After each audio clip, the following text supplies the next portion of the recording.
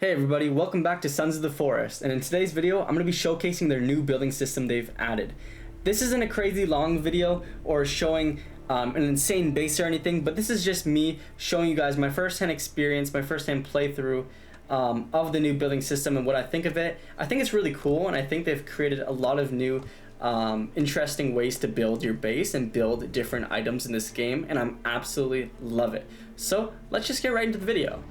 So the first thing I'll be showcasing today is building a fire, and I thought this was a really cool feature they added with this whole building mechanic. And as soon as I built this fire, I really started going deep down on how this worked. And pretty much you just equip the stick in your inventory, you can break it over your knee, and you can go ahead and just simply build your fire like that. And you just will light a leaf, because I assume hopefully you chopped down a tree or a bush and get some leaves, of course, and you just light the leaf and it'll go on fire, which is really cool. And then after I built a fire, I decided I'd try to build myself a little tent. And with this tent, all you have to do is place down a tarp, which you can get from one of the suitcases in the start of the map. And you can equip the stick in your hands, and you can go ahead and place it right under one of the corners of the tarp.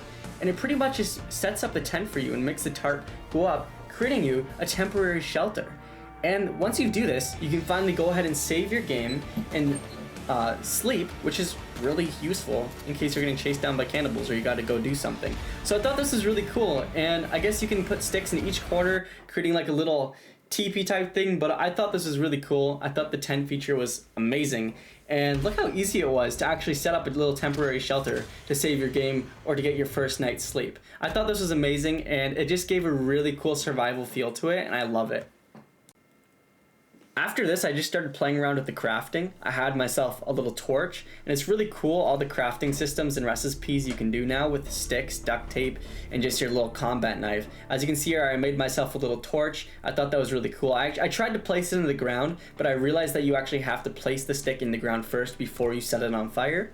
And the next thing I really love about this whole system and the new building in this game is just how it works. So pretty much you have a book, you have between two modes. You can go into your own custom recipes modes. So this book right here will show you all the different ways you can go ahead and build your own structures without using the blueprints, or you can switch the mode and actually go into the blueprint, the classic structure building mode from the original forest, which I also love, because if you are trying to just build a simple cabin, or if you are just trying to build a simple shelter or something simple and easy, quick for the first couple of nights, you can go ahead and easily get that blueprint design in. And I thought that was really nice.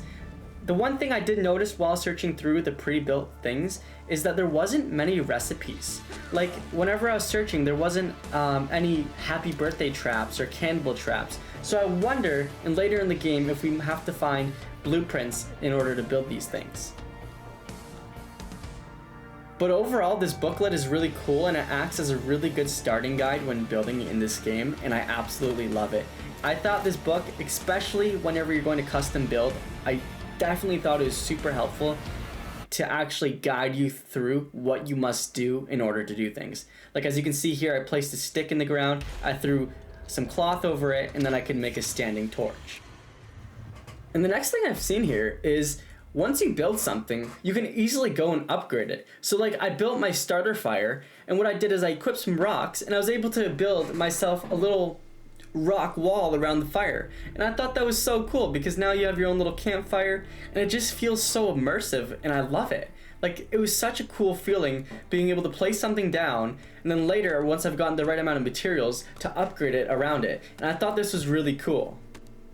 Along with this building system, I love all of the trees you can chop down. There's so many new variations, and it's really cool. I noticed that whenever you're chopping down trees now, if the tree is super thick, like in the last game, it does take a lot more to chop down, but I feel like since we just have this starter axe, it does take a long time to chop down these bigger trees, and you can actually see it when chopping it down with the animation of the tree, and I think it's really cool. And with this building system, having Kelvin along, I wasn't sure how I was gonna like having an NPC companion, but having Kelvin along was really cool. I just sent him out to collect sticks for me, and he'll just go gather materials for you while you're trying to build, and I thought that was awesome. And it was proven to be really helpful whenever I was just standing there and Kelvin came and dropped me a whole pile of sticks. I thought that was awesome. And the next thing, along with building, is just whenever you're gathering logs, it feels, without having these blueprints in place, it just feels so much more immersive being able to go to your house, place the logs down without having any funky looking shadowy design, and it's just there and it's cool. And I love once you place your design down for your wall, you can easily go and upgrade it. Like you can just go ahead, take your axe, chop a window through, chop a door through, and it's amazing. And once you chop a piece of wood through, you can go ahead, your log isn't just gonna disappear into the void, and it's reusable for firewood.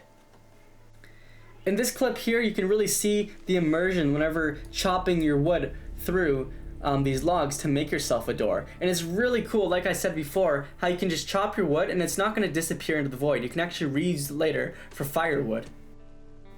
And as we talk about firewood, I gotta say, this might be my new favorite feature because I love stacking wood. You can go ahead and chop these logs in half, and you can actually get yourself 2 pieces of firewood each time. And you can go ahead and stack them, and the game will automatically stack these into an organized pile, like matching with your environment. So as you can see here, I'm stacking this wood, and it's not going into the walls of my house. It's not glitching into the void. It's just creating this nice log pile to match with the environment, and I think that's really cool, and I love it. As you can see here, you can just take whole logs too if you want to. Just go ahead and chop them in half and turn them into firewood, which is awesome. And just when going to place these logs over top of your door and just building up your walls, it just feels really cool, and I love that immersion you have from building your house. I think this new building system, without blueprints, being able to do it your own way, I think it just looks amazing, and I'm in love with Sons of the Forest so far. And as you can see here, I've created my own little camp in a matter of minutes.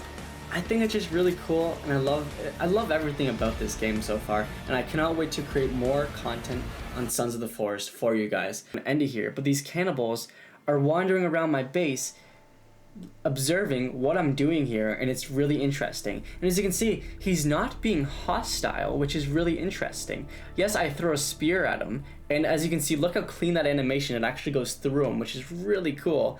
But as you can see here, once I aggravate him, he gets mad and he tries to attack.